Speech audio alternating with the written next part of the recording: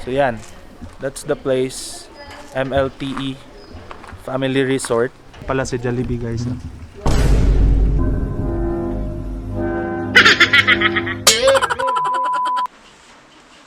Ano man yan? Ha?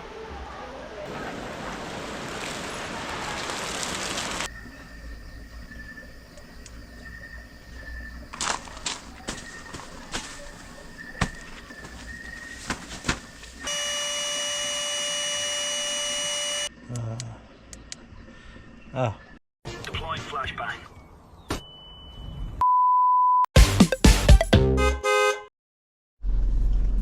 Okay guys, good morning. Welcome back. So, matagal-tagal din tayo since yung last Buddha natin na vlog. So, babalik tayo ng Buddha today. Yung pupuntahan natin hindi siya campsite. It's more of a resort. Para siyang mountain resort. Although pwede makapag-setup ng tents, pero in terms sa car camping, hindi siya a place for car camping. But for a place to relax, get together, family, mga events or team building, maganda doon. Yung mga reunion, yun yung mga mostly maganda yung place still at Buddha, so malamig pa rin, pero kompleto yung amenities. So so nagdala lang tayo ng tent today. Magte-tent lang ako doon kasi may bago tayong tent from Timo. We will be reviewing that also. Titingnan natin kung ano yung lagay ng tent. So yun lang. Pero in terms of setup sa car camping, I don't think I can set up hindi natin masi-set up si Monty doon. So magte-tent lang ako, and then kasama natin si Mama lang today guys. So si Mama lang yung ating kasama today. Si Bunso kasi may exam. Tapos si Ange kasi nasa Jensen, may emergency.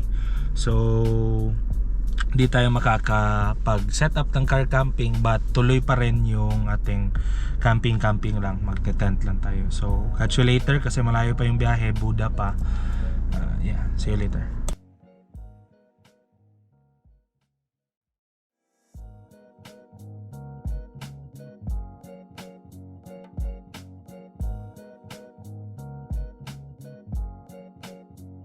Yan guys, so dito na tayo sa Eagle. Ego. Yan. So yung place is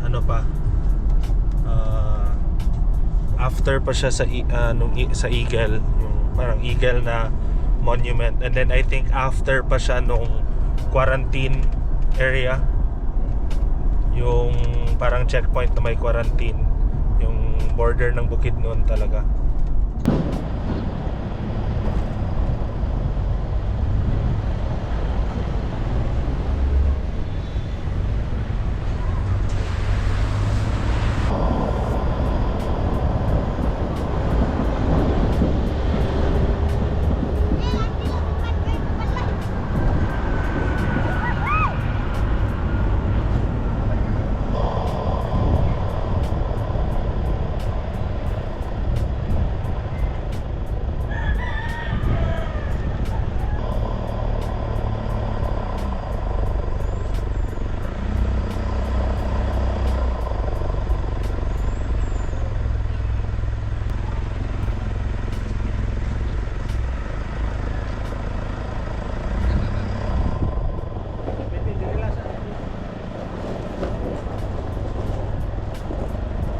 And guys, so nakadating na tayo. This is the place. Yung tagak eh. Tanggalin mo natin yung GoPro natin. Ayan, so this is the place. Yung MLTE. Maganda din yung place. Very nice. So yan, that's the place, MLTE Family Resort. Mountain resort siya guys. So yan, may pool. And I think this is dalawang naka-separate ito, yung annex at saka yung main.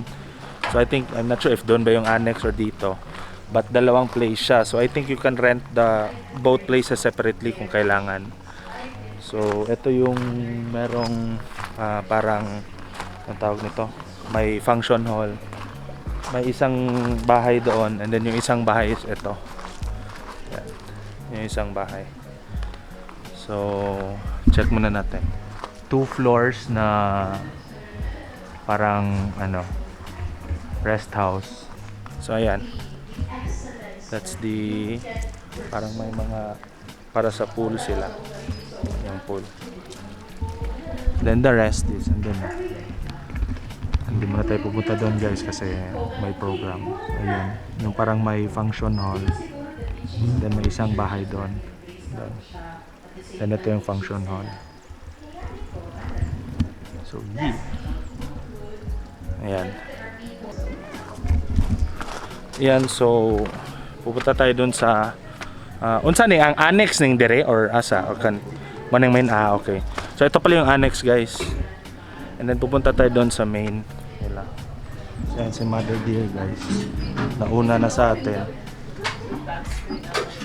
Uy, nagluto na sila. Morning po, sir. Ay, sige pa. Kanina sana pag yan yung sa may adobo sila. Okay, so andito tayo sa main. Ito yung main na area ng MLTE. Yan. So annex pala yun doon sa kabila. Well here, this is MLTE na main. So may pool din dito. Yan. May pool din. Same doon sa kabila. And then yung bahay is ito. This is the other house dito. From what I know, you can rent both places separately. Yung annex at saka yung andito. So may separate din na parking area dito. Ayan.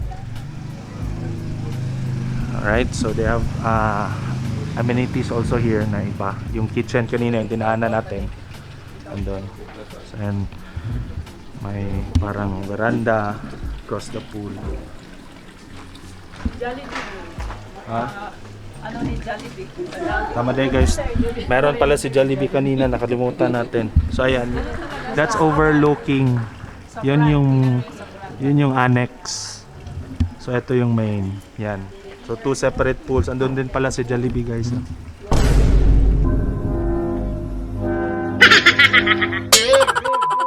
Yan. Maganda ko nandyan si McDo para magsuntukan sila ng dalawa guys.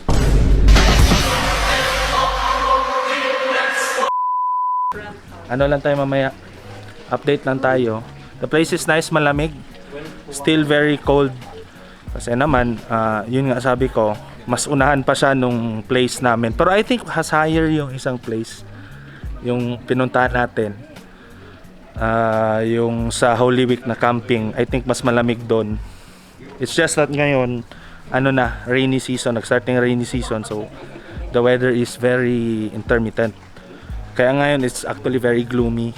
Hindi kagaya nung last time, if you remember, mainit yung pagpunta namin ng Holy Week. Yeah, so ayan, may billiards. So update lang tayo mamaya. Let's see kung ano pa ang matur natin. Uy, may Jollibee din pala dito guys. May Jollibee. So it seems that the owner is a Jollibee fan. Yes. Bida ang saya. Uy, napre panda guys. And guys, may maliit na aso guys. May maliit na aso guys. Small. Small.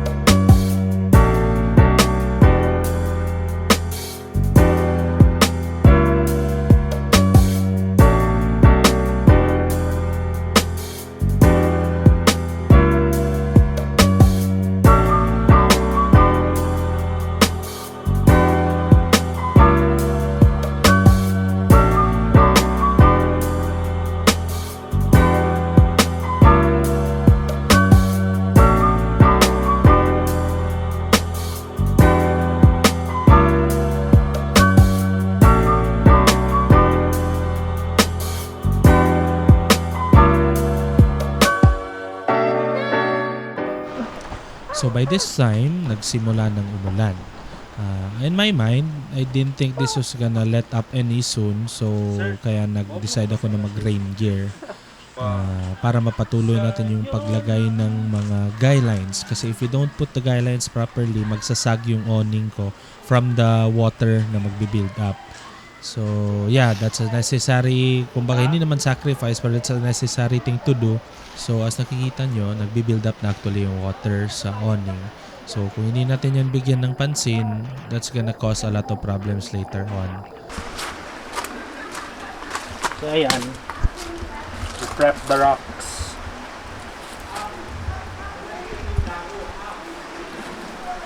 So tali lang natin. So basically ang gagawin sa kapag ganito is simple simple knot na madaling tanggalin na later on, and then yan tawag yan self-constricting or self-tightening na knot.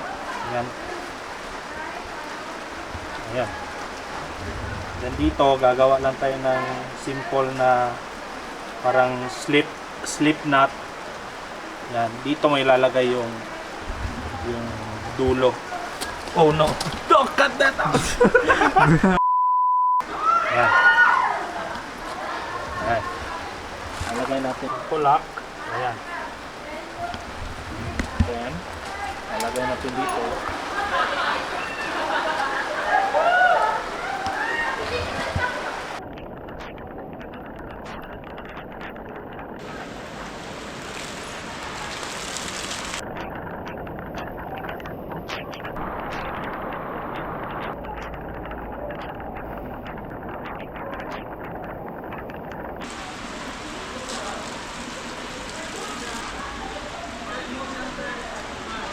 Kakatapos lang natin ng setup ng ating guidelines. Medyo mahirap lang yung challenge here is kasi hindi ko mapeg yung normally yung mga stakes ng ating awning kasi bato yung sahig.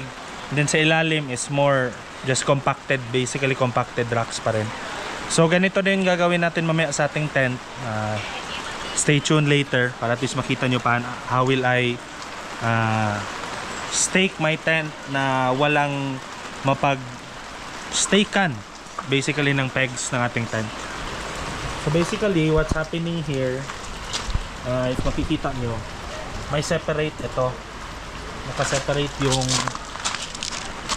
naka-attach sa rock, separate, tapos may kaunting parang eyelet lang dito which is doon naka-attach yung lahat ng ating guidelines. Ayan, so ganyan yung pagkalagay niya. Yung purpose niyan is so that ito hindi na siya gumagalaw. Ito kasi normally gagalaw talaga yan. When it tightens, mag-move yan. So rope to rope, okay lang yan. Yung mahirap is yung rope to let's say a rock, kasi ang mangyayari niyan is may friction, baka maputol pa yung ability maputol yung yung guideline. Kaya ganun yung ginawa natin. So that's also one of the things you can do if ever na walang mapag-stakean yung pegs nyo. You can do that sa rack nyo ilagay. So update lang tayo mamaya. Still very rainy, it's very cold already. So mamaya matetest talaga kung ganito yung weather. I think our tent will really be tested later. So yeah, catch you later.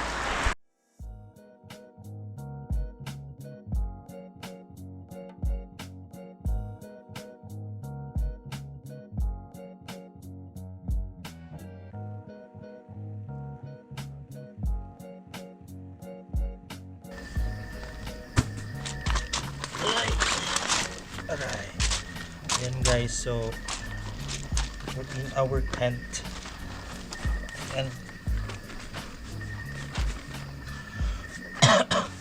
lalagyan natin ng final ng insulation.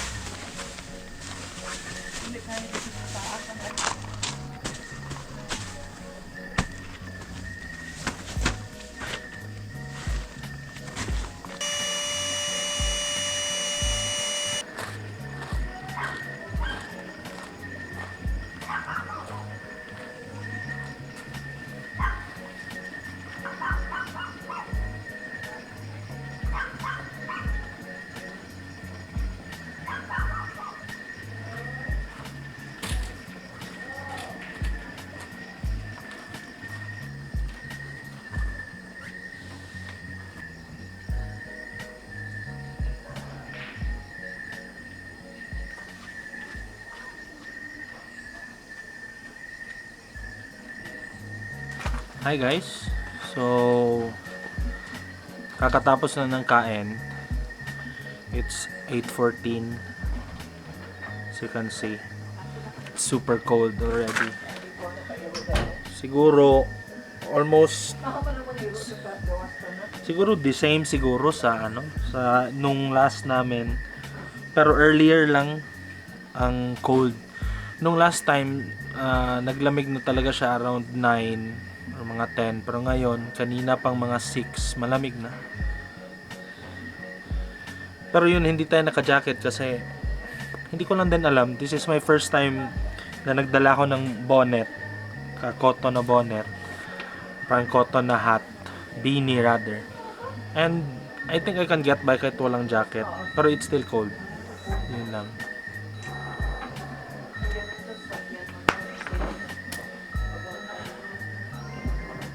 So, tingnan natin mamaya.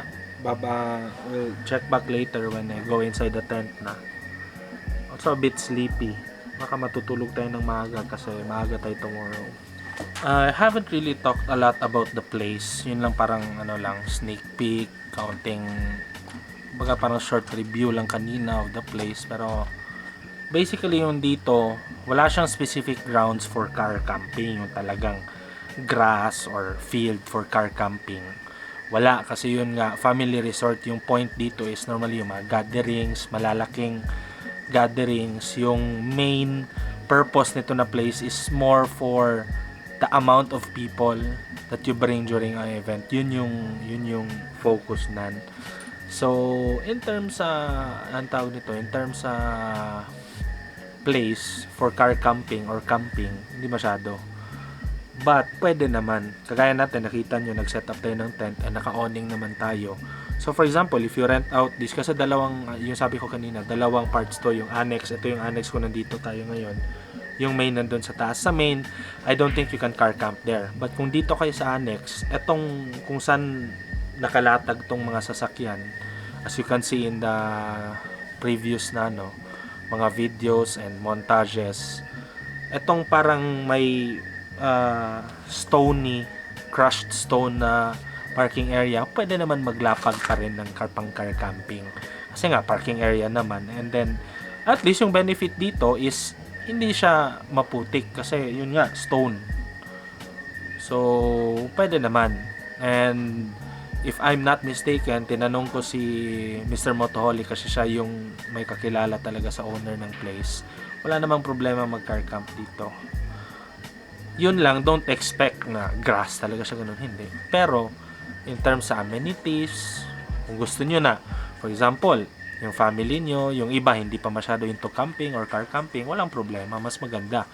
Yung iba, yung hindi pa into car camping or camping, pwede sa mga houses or mga villas. And then, kayo, kung nagka-car camping na kayo, pwede kayong maglapag ng setup ninyo. So, basically, ganon. But in terms sa amenities, ang ganda. Dito sa annex, may pool, malaki yung pool. May pool din na pangbata, yung mismong pool, may part doon na pangbata. So, walang problema yung ating mga chikiting bulilit natin nakapag-swimming din. May playground for also the kids. And yung hall nila, yung mess hall nila or parang activity hall nila, malaki na din. Pwede mag-activities o pwedeng mag-videoke, etc. At may billiard table doon, may billiard table na pwedeng free for all kapag na-rent out nyo yung entire place. I'm not sure sa price. If ever I'll make sure sa price din, baka ilagay ko lang somewhere dito kung ano yung price ng dito. And then, yun nga, yung bahay doon, malaki na din. I think this one is separate, yung bahay dito sa Ligidyo, parang mini house. I think separate ito. Even if you rent the entire place, I think yung doon lang na bahay yung kasama, pero yung dito, hindi ata. You have to rent it separately. So, I'll have to make sure on that. Pero yun nga, basically ganito yung place dito. Malamig. Still the same as nung nasa yung Holy Week natin na car camping. Malamig din doon. So let's see ngayon. Kasi doon walang ulan eh. Pero ngayon umulan talaga dito.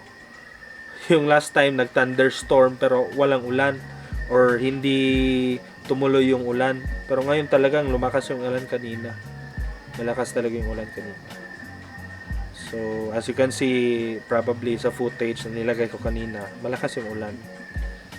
So, let's see later kung uulan ba. Sana naman medyo uulan kaunti kasi para naman makapag-test tayo kasi nakalagay yung tent natin. Nandiyan yung tent. No? Yan o. Yan. So, nakalagay yung tent dyan. So, mas maganda kung sana at least makapag-test tayo if ever uulan. We can test kung waterproof pa talaga yung Rainfly, and let's check how waterproof the tub or the flooring, tent flooring is kasi yun yung ating main doon. Compared sa Desert Fox though, yung parang initial ko na ano is yun lang yung headroom kaunti. It's for me, pero I'd gladly take, kumbaga I'd gladly trade the headroom for legroom. Kasi yung sa Desert Fox ko na tent, hindi ako makapag-stretch ng paa ko. Like, hindi talaga. But here, I can with more, may kasama pang space, may sobra pang space, even if naka full stretch ako. So, that's a plus for me. Anyways, kapag sa tent, hindi naman tayo we're not gonna sit the entire time. We're just gonna go there inside that tent and sleep naman. So, no problem. So, yeah, update tayo mamaya.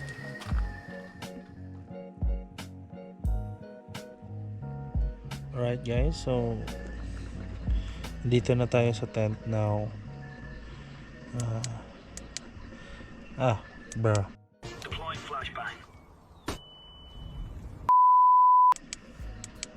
So dito tayo sa tent. We're currently getting ready to sleep. Ito na yung bagong tent guys. As you can see, I turn this on. Makikita nyo doon sa paa ko. Ayan.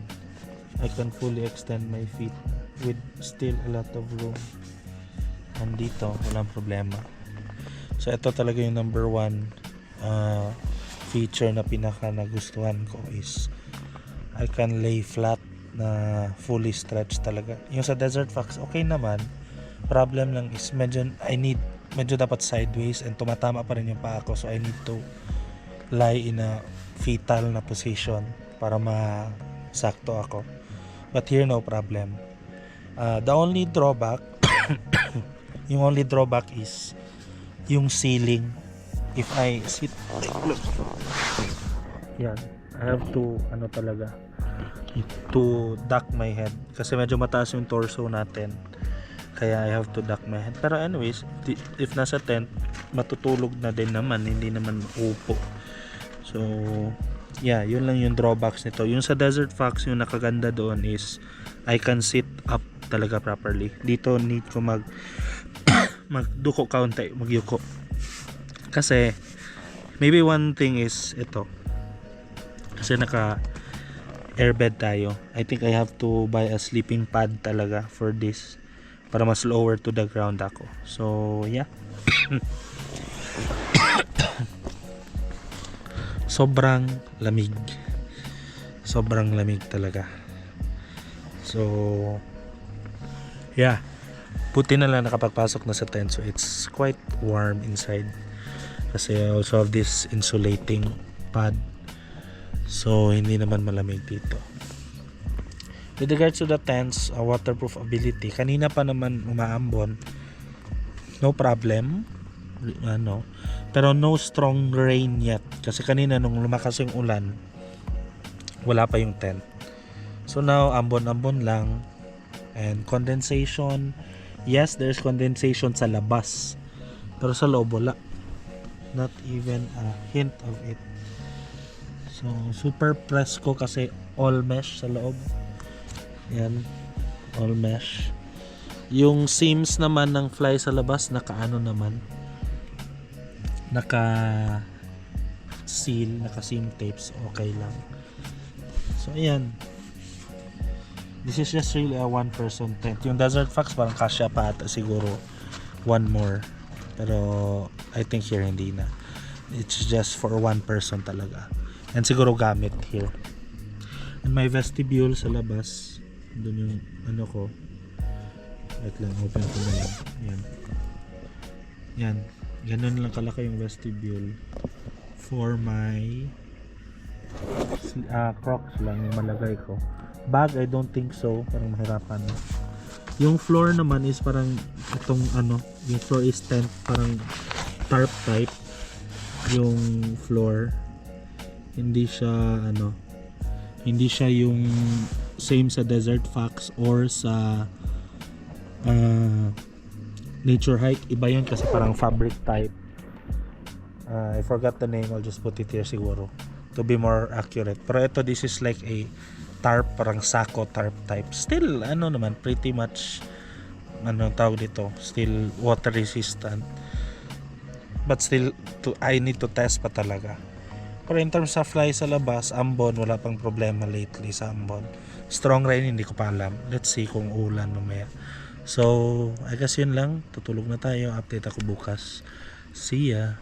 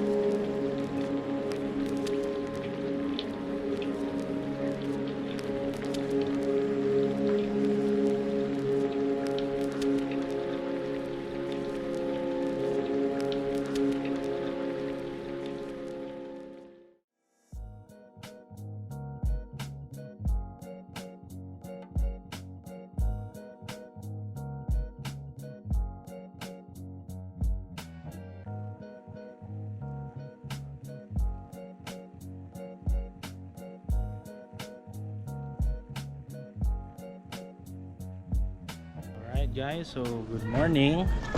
Hindi na tayo nakapag-update kanina paggising kasi na-busy na tayo, pero we're done packing up. Yan.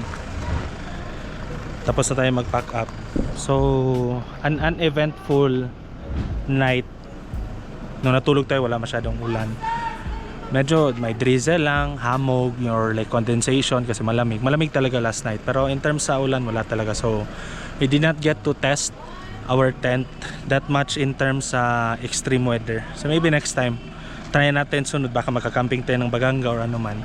Mas maganda dun kasi tabing dagat, so guaranteed talaga yan. Normally basta tabing dagat may ulan talaga yan at hangin na malakas. Kasi I'm also really expecting na yung tent na yun will fare good in high winds kasi geodesic yung form ng tent. So tingnan natin next time around. So I hope you enjoyed that quick vlog lang. Hindi naman masyadong mahaba yung ating vlog. Not that much event kasi hindi naman ating, kumbaga nakisabay lang tayo dito.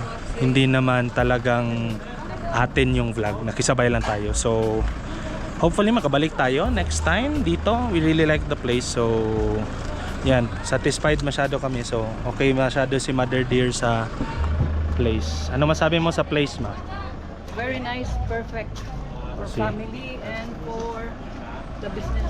Ayan, so si Mother Deer guys, medyo maarte yan siya in terms sa place. So if maganda yan, maganda talaga yan normally. So yeah,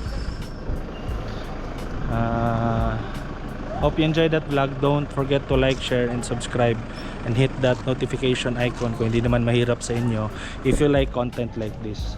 Hopefully makakapag-vlog tayo na naman in the near future na hindi masyadong magtagal or gap in between. So thank you and see you again next time.